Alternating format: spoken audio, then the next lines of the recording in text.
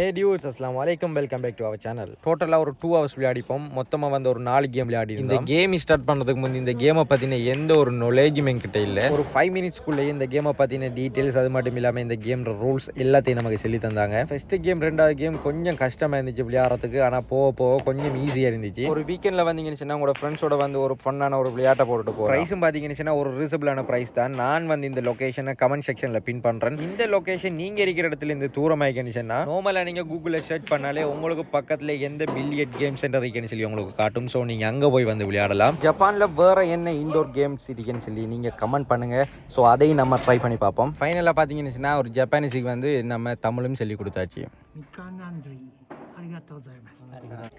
நான் வந்து ஒரு கேம் கூட ஜெயிக்கல, எல்லா கேமும் தோத்தாச்சு. நான் இப்போ ரூம் போகிறேன். இந்த வீடியோ பிடிச்சிருந்தா உங்களோட ஃப்ரெண்ட்ஸ் அண்ட் ஃபேமிலிக்கு ஷேர் பண்ணிவிட்டு ஒரு லைக்கை போடுங்க. மறந்துடாமல் நம்ம பேஜை ஃபாலோ பண்ணுங்கள். அப்போ தான் நான் கொஞ்சம் ஹாப்பியாக இருப்பேன். So bye bye, take care.